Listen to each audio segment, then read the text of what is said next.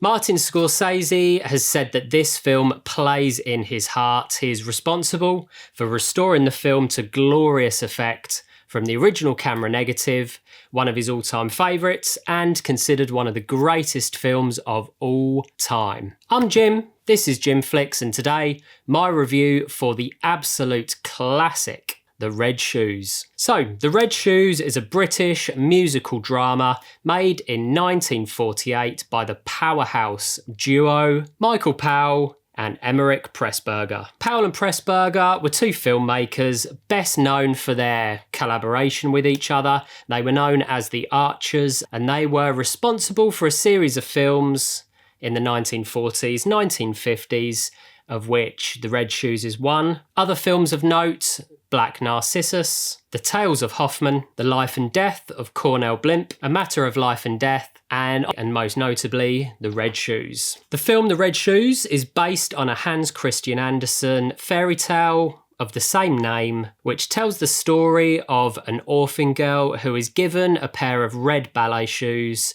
As a mistake, essentially, she puts on the red shoes and she is unable to stop dancing once she puts them on.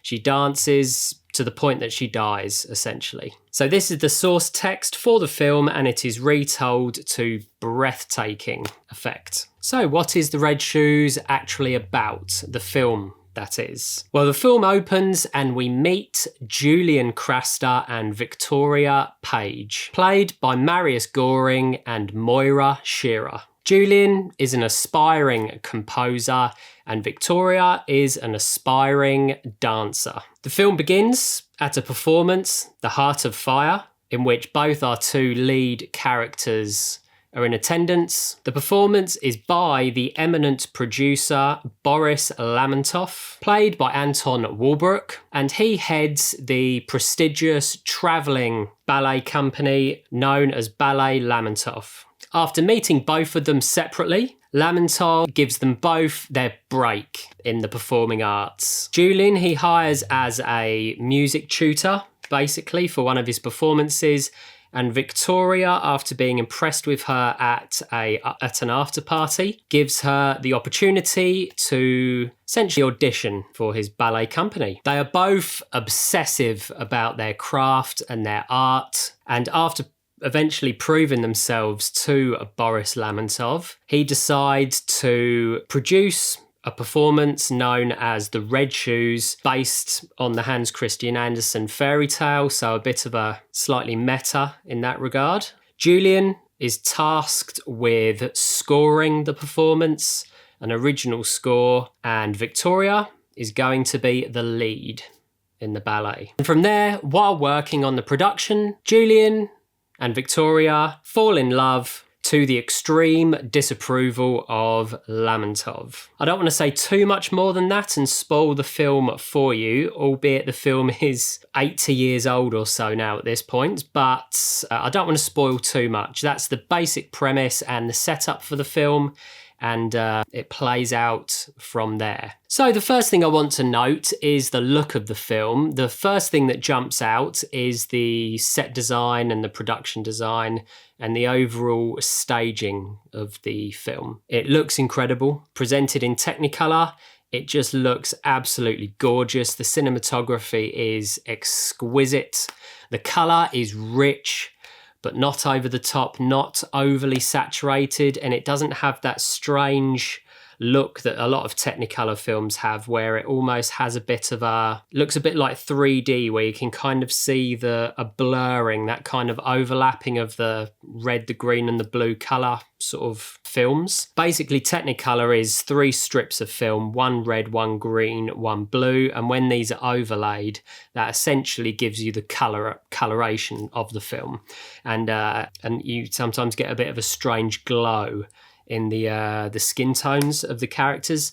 This really didn't seem to be the case in The Red Shoes. It looks absolutely phenomenal. Probably one of the best examples of Technicolor that I've ever seen. The film was restored painstakingly by Martin Scorsese, who has done an absolutely incredible job. This was a real passion project for him. He's in love with this film. As am I have to say. It's incredible. So it looks fantastic. The framing The pacing of the film is great. The camera movements are very controlled, very deliberate and graceful. The camera only seems to move when it is absolutely necessary, which is the sign of great filmmakers, where they're not indulgent, they don't go over the top. Everything is done with purpose and with discipline and with some restraint. And basically what shines is the content of what you're looking at, everything within that frame, which is meticulously framed, by the way. A quick little point here to make, something that I thought was great, was Martin Scorsese himself said that his first exposure to the film was watching it on TV in black and white. And despite only seeing it in black and white for many years, he said that he almost saw it in colour, because the film is so thematically rich and it's just a strange effect almost. And I think this is the case with a lot of films, but I think when colour is such an important part of the film, I just thought that was a really interesting comment that he made. The other thing about the set design that I wanted to mention is it is quite, dare I say, kind of fake in some regards. It's not fake necessarily. The whole film does have a lot of sort of believability, and at no point does it feel fake, but the set designs, the backdrops, the set pieces, they all are kind of theatrical, very stagey, I want to say, and this does really work incredibly well with the themes of the film. The fact that these real people, these real characters are living in this, again, fake kind of theatrical performative world. So kind of begging the question, is art just kind of frivolous and fake and just purely performative, or is it real life? Is it within the characters? And are their lives worth giving entirely to the world that they're inhabiting and to the art that they are so obsessed with? So following on from the overall look of the film, one thing I did want to mention is the casting, and this kind of ties in with the production design and the colour of the film as well, because one of the lead roles, Victoria Page, again played by Moira Shearer, she has this beautiful, shockingly red hair. And obviously the film is about the red shoes. And the red shoes kind of symbolise art in a way. In the Hans Christian Andersen fairy tale, when the character put on the shoes, it was almost like the shoes took over her. And they had sort of an influence on her, so to speak. She put them on and she just had to dance. And I think this is interesting because the character of Victoria Page has red hair. So it's not just that she puts on the shoes and then the art kind of takes over her. The red hair, in my mind, kind of symbolises the fact that the art is almost within her. It's part of her DNA. And she really does have no other choice other than to dance and perform, which is essentially part of the thematics of the film, which I'm going to go into a little bit more shortly, but just continuing on discussing the casting. Moira Shearer is fantastic, very subtle and downplayed, I think. A lot of performances in that sort of era of filmmaking sometimes were a little bit dramatic, the kind of classic, kind of thing, whereas these performances are quite downplayed. They're strong, but they're not over the top, which is ironic because they are very theatrical. A lot of the performances are very theatrical, very stagey, which is obviously one of the themes of the film, so it works very, very well. But they're quite real, quite grounded performances in a strange way, despite being quite theatrical. Julian Craster, played by Maris Goring, is a great performance as well. It's passionate, powerful, strong, but with some humility as well. He comes across as having a heart, but is also really driven by music. He has a really interesting look, Marius Goring, very engaging, very watchable, I want to say. Very interesting look.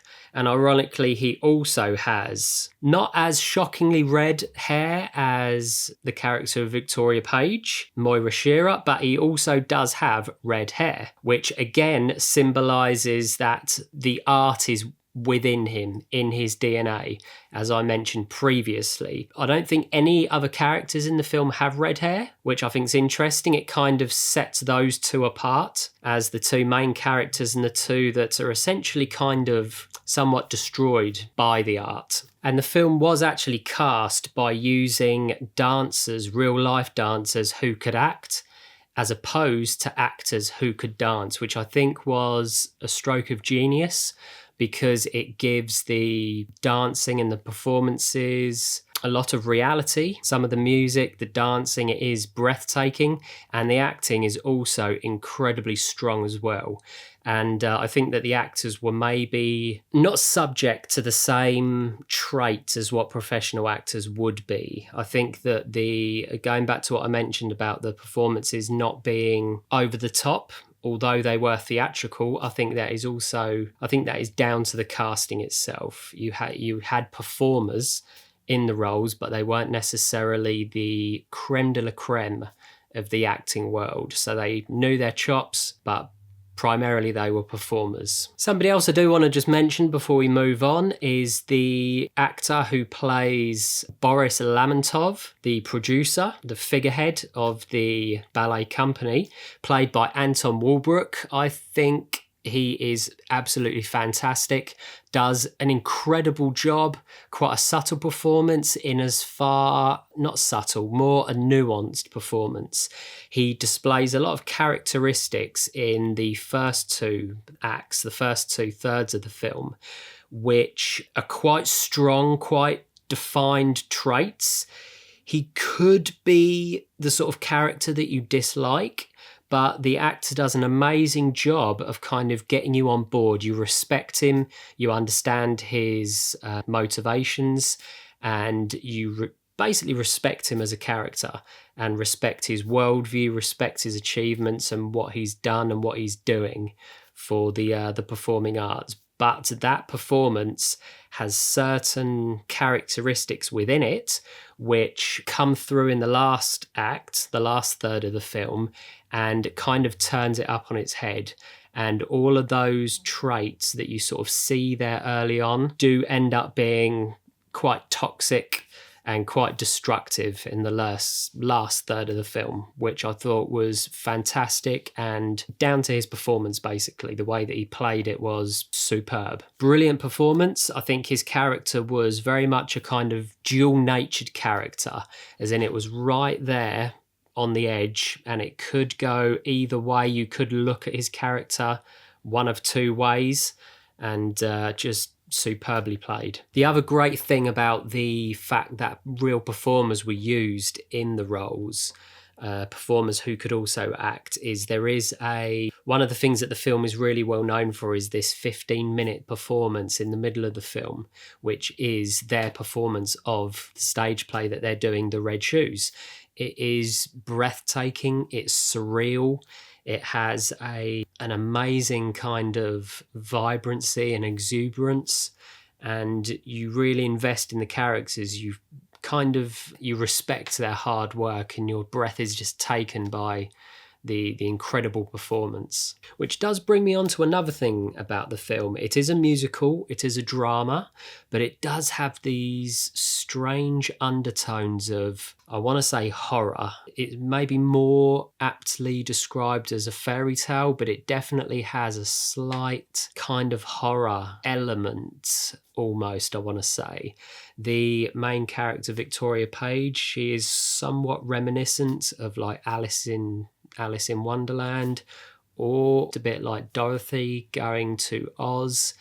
It's hard to explain, but there's a sense of kind of horror in the film, this sort of underlying tension. Once they kind of gain a bit of recognition for their art, it does feel like as soon as they do, there's just something kind of hanging over their heads. You get this sense that, it won't last forever, or kind of now they've reached the top, where do they go from there? Some may disagree. I mean, that's just the sense I got from it. It does have this strange underlying current of, again, horror or fairy tale, a slight unease. You have this slight uneasy feeling watching the film, which I think just it's just a testament to the filmmaking. I mean, the storytelling is impeccable. The performances are incredible. The set design, the look of the film is just beautifully done. It just has so many layers, so many themes, so many interpretations. It really is an incredibly dense and rich film, but with a very simple sort of surface level and overarching narrative. That's what a film should be, in my opinion. Which does bring me to another point. I think this film is absolutely the sort of film where repeat viewings are absolutely necessary. I've seen this film, I think, 4 or 5 times. And the last time I watched it was last night in preparation for today's review.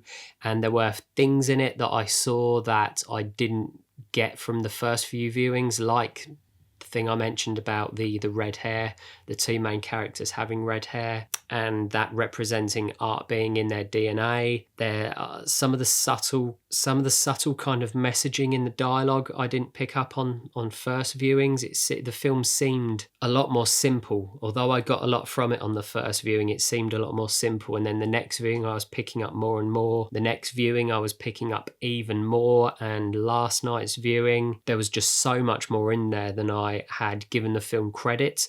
Mark Kermode, the famous British reviewer, once said about The Exorcist, which is his favourite film, that every time he watches The Exorcist, it seems like a different film. It seems like a new film to him.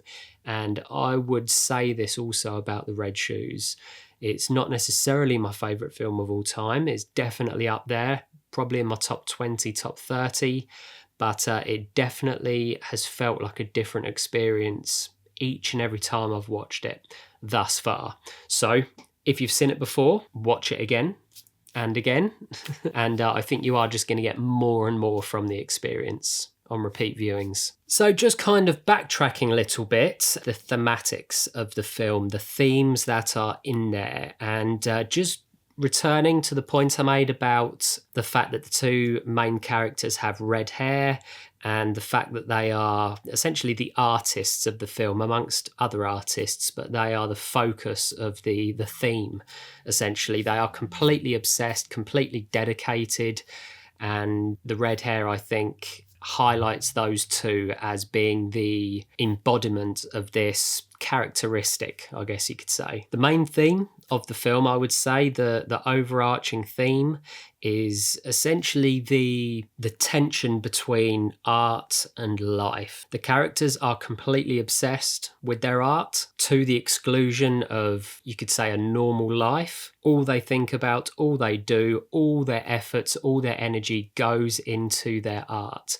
Again, to the exclusion of a lot of things in life. There is one line in the film, or a couple of lines, an exchange between Lermontov and Victoria Page when they meet, which basically beautifully highlights what I'm trying to explain. And that is, Lermontov meets Victoria Page and he asks her, "Why do you want to dance?"